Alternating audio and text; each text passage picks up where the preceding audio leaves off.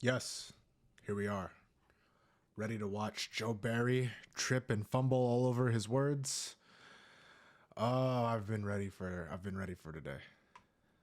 I've been ready for today. I think there's a reason. Here we go.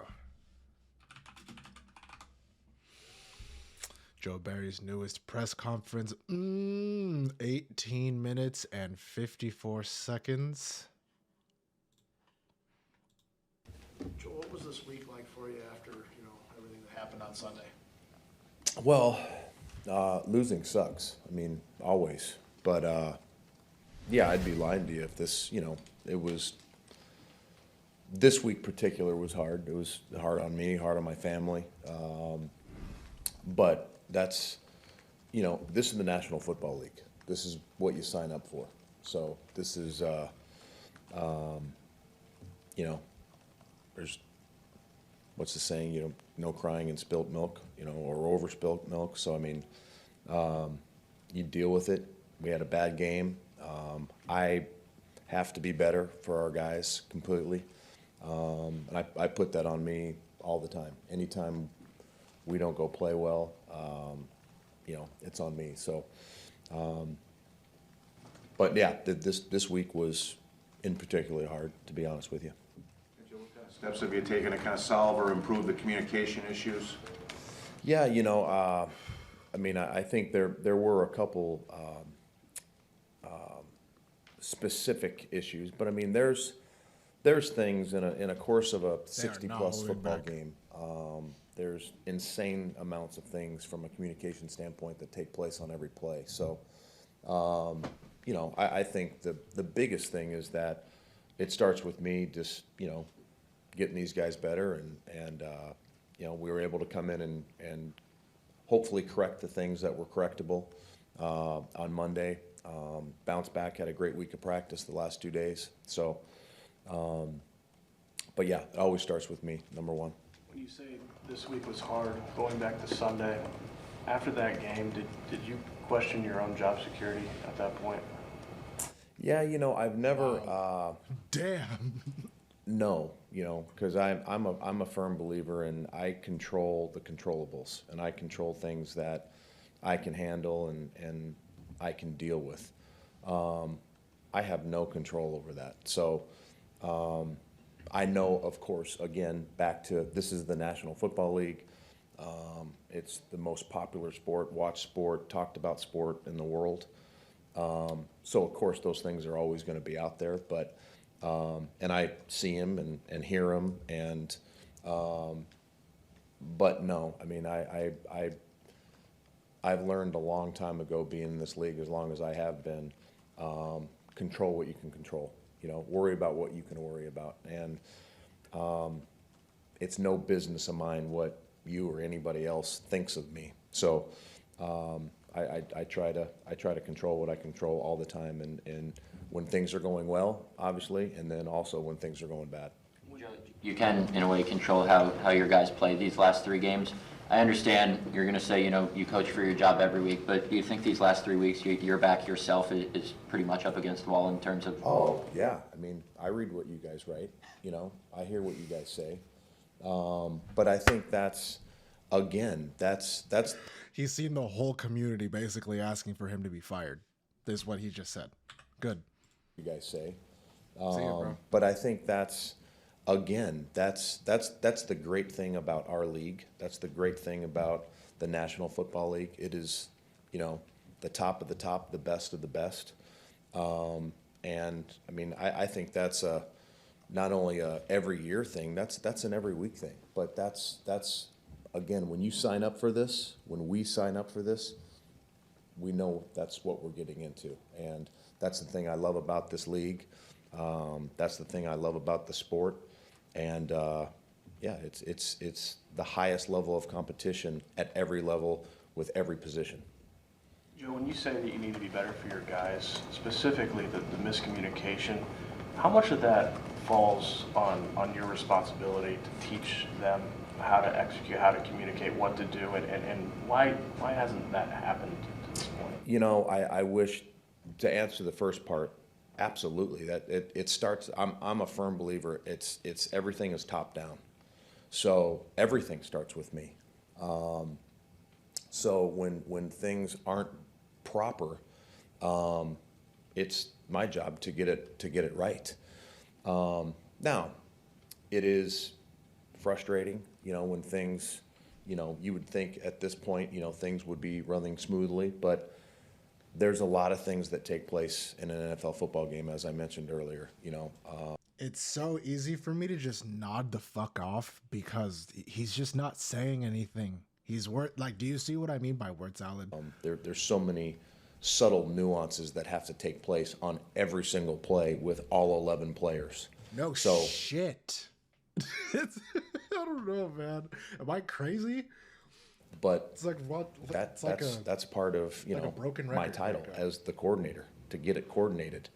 And when it doesn't go right, it is on me, and it's my job to get it done. What happened on the back-to-back, 20-yard gains by Godwin, and then the one to David Moore? Because it looked like there was a lot of missed tackles on one of those plays as well. Yeah, there was, the one with Listen to his answer very closely with this because other players are involved. Missed tackles, he can't really. Missed tackles are something that are just going to happen.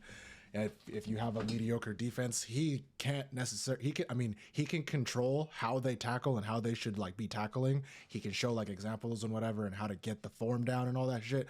But game day is game day is game day. So he has no say in whether a player makes a tackle or not. So I want to hear what he has to say about this. with the long one in particular, which was really, it was brutal. They simply had a change of strength motion, and we didn't rotate properly. Now, we could have saved the day, that was a 51-yard touchdown, I think, it could have been held to, a 4-yard gain or a 10-yard play gain was or a 12-yard bullshit. gain. That's where, the importance of tackling all the time is so important. But ultimately what happened, big picture was we didn't get it rotated properly on the motion when Mike Evans motioned. I'm sure you feel like you've got plenty of talent, and I realize you've got some guys out and all that, but what's gone wrong? I mean, you're 24th in yards per play and 23rd on third down and kind of up and down. What hasn't quite added up, do you think? Yeah, probably the simplest answer with that, Bill, is, just consistently, consistency, I should say. Some weeks it's been there, some weeks it hasn't. Some periods of games it's been there, then a period of the game it doesn't, So that is ultimately, in the chair that I sit in, that's the ultimate frustration, is that it's not, because I think any coach, the thing that he's always striving for, and I talk to you guys about this all the time, is that word, is consistency, to consistently get that play at the level that you want. And, you don't want it to be up and down. And there's obviously been too much of that. But again, getting that consistency, getting that flow, getting that quarter in, quarter out, game out consistency, that starts with me. And, it's the constant search for getting that. And there's been too much up and down, bottom line, and that's what's cost us. Joe, any thought to moving back down to the sideline? Would that help the communication at all, or is that not a factor, do you think? Well, I'm not out on the field, so no, it doesn't matter. I think there's been, I had fun with you guys with that. That I think that thing's been blown out of proportion so much. Even though I do love, and the experience of being up in the box has been great. Whether a coordinator's communicating on the sideline or he's communicating up in the box, it's exactly the same as far as what's being received out on the field. So, Rob, I don't think that to me that'd be an excuse. So I try not to live in that world. So, to answer your question as plain as possible, no, I don't think that would be a factor.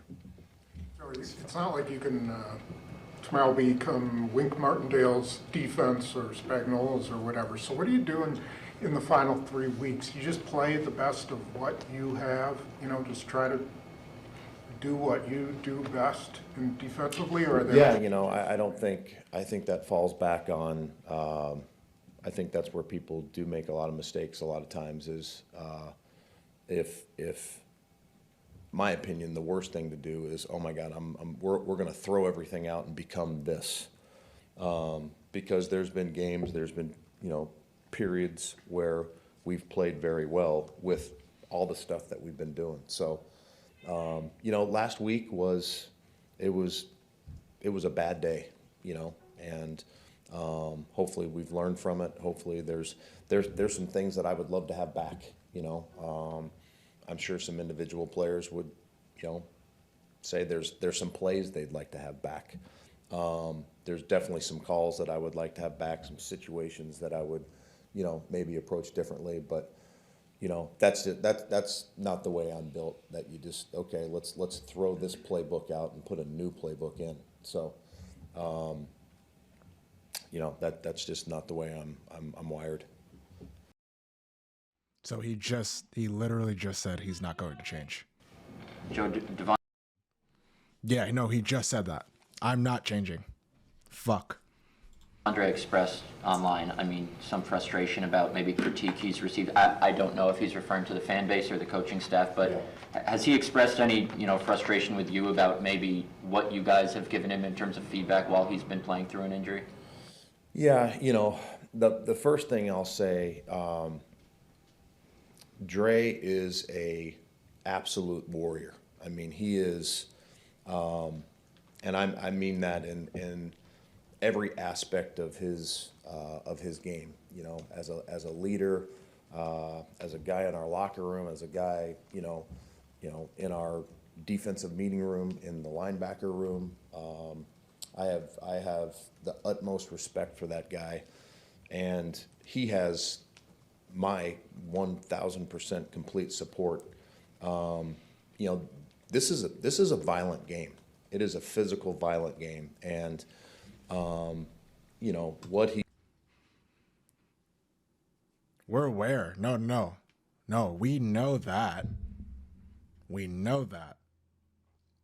Why did you have to say that out loud? Like that airtime could have been like answering the question or saying something that actually mattered, He's been, really the last 2 years, he's been dealing with a lot of things from a physical standpoint, from a medical standpoint. But really, when you look at the last probably 6 or 7 weeks this year, I shared with you the story that, he brought a guy in on Wednesday night when we were in Detroit to try to get his body right. And he's doing everything humanly possible to get back and to get healthy. And from a respect and support level, Devondre Campbell has my utmost, because he is, like I said, he's an absolute warrior. What was the idea with the concept of how many times he was matched up with Chris Godwin? Was that just to keep the integrity of your scheme together, especially Yeah, that was bullshit. That was actually crazy. with how many guys you were missing, or what was the thought? Well, behind that? you got to understand. We weren't playing an inside linebacker man to man on an elite wideout. Why not why not run man and then put an actual corner on him? Why not? In Why zone not? coverage based on a formation and whether they come out in a 2x2 or a 3x1, or in that case, if they come out empty, and if a receiver is at number 3, he's going to be, your corners are outside in zone coverage. Your linebackers or safeties are inside on 2s and 3s, and it just So why not put happened a that safety he on was that? I don't know, in bro. there. I don't know. So it was just the call. It was the formation they came out in.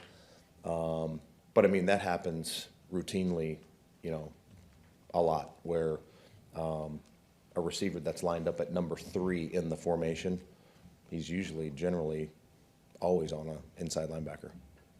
After the game, Matt said, he would have liked to see the back end guys challenge them a little bit more. And when Baker was doing as well against zone as he was, he would have liked to see something changed up. Yeah. From your perspective, I understand it's not just, all right, play man every snap now, but what's the process when you're getting gashed like that? And why did you guys stick with so much zone? Yeah.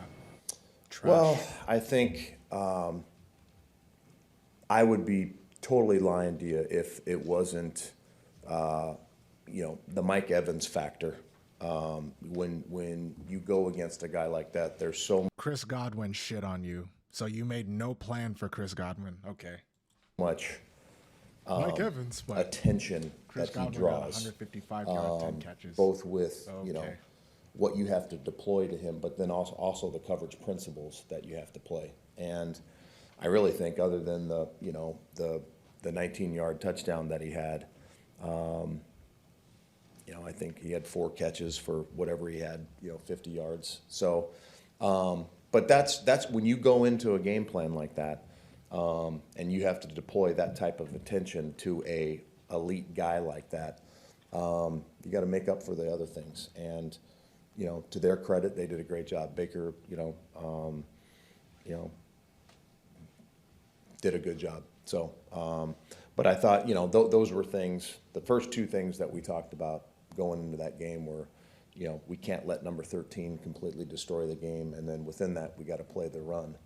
And I thought, until the third to last play of the game, I thought we did those 2 things pretty well. Unfortunately, we did nothing else well. Do you feel like the guys got your back this week? Yeah, you know what? I've never felt. I think I understand what you're getting at. I've never felt anything but that group of men that I get to coach every single day, not coming in and giving me every single thing that they have. I've never ever felt that for 1 minute.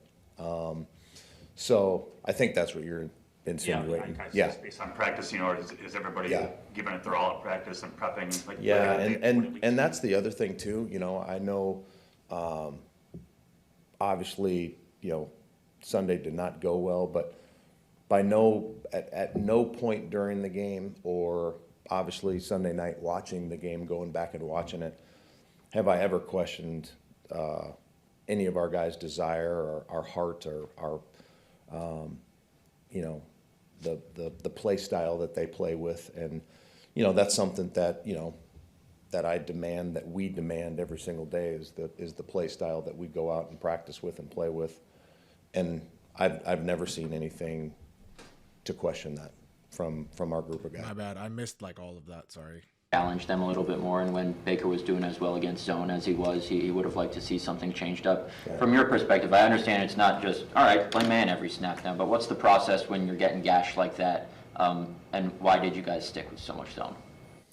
Well, I think I would be totally lying to you if it wasn't, the Mike Evans factor. When you go against a guy like that, there's so much attention that he draws, both with what you have to deploy to him, but then also the coverage principles that you have to play. And I really think, other than the 19-yard touchdown that he had, I think he had 4 catches for whatever he had, 50 yards. One of their other receivers went crazy. But that's when you go into a game plan like that, and you have to deploy that type of attention to a elite guy like that, you got to make up for the other things. And to their credit, they did a great job. Baker, did a good job. So, but I thought, those were things. The first 2 things that we talked about going into that game were, we can't let number 13 completely destroy the game, and then within that, we got to play the run. And I thought, until the third to last play of the game, I thought we did those 2 things pretty well. Unfortunately, we did nothing else well. Do you feel like the guys got your back this week? Yeah, you know what? I've never felt. I think I understand what you're getting at. I've never felt anything but that group of men that I get to coach every single day, not coming in and giving me every single thing that they have. I've never ever felt that for 1 minute. So I think that's what you're insinuating. Yeah. Based on practice, or is everybody Yeah. giving it their all at practice and prepping? Like, Yeah, like, 20 weeks? and that's the other thing too, I know, obviously, Sunday did not go well, but at no point during the game, or obviously Sunday night watching the game, going back and watching it, have I ever questioned any of our guys' desire or our heart or our, the play style that they play with. And, that's something that, that I demand, that we demand every single day is the play style that we go out and practice with and play with. And I've never seen anything to question that from our group of guys. So when you were in Tampa, the Tampa 2 was like the dominant scheme, right? You guys really had that humming. Yeah. And other teams copied it, and then, it gave Favre fits while he was here. And then teams started to kind of figure out, we can run against it, we can do this, and then the next thing comes along, right? Yeah. What you and We've fans talked do- about that before. I mean, Right. it goes in, I mean, offenses, defenses, there's the trendy thing, Right.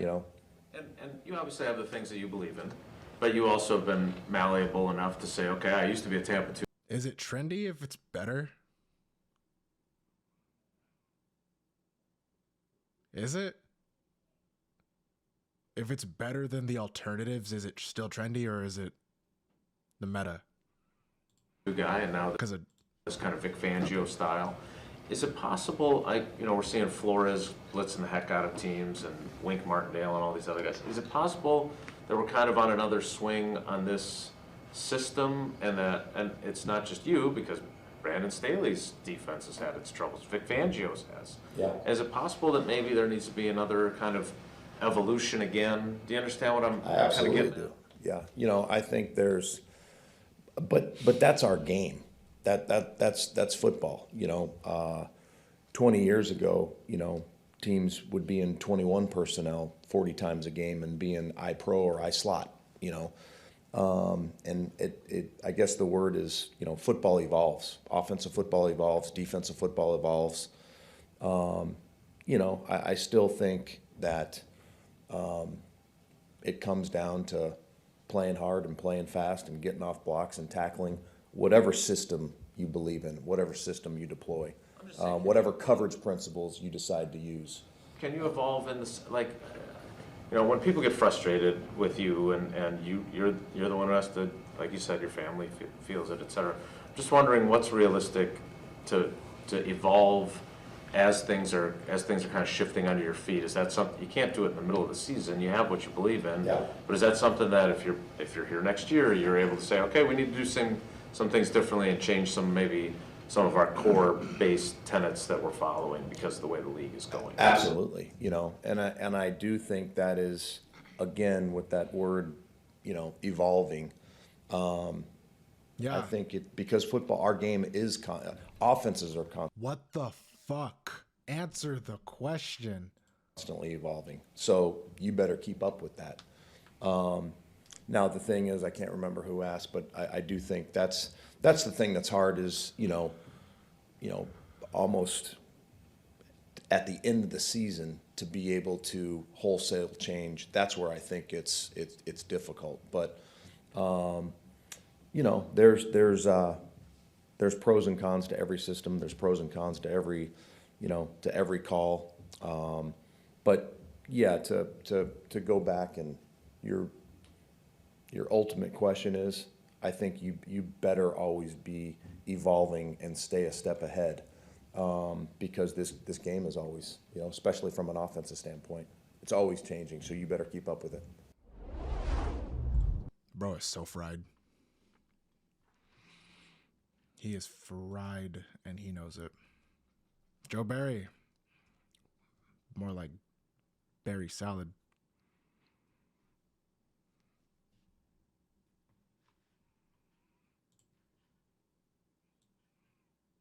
Yeah, he's done. He's like 110% cooked.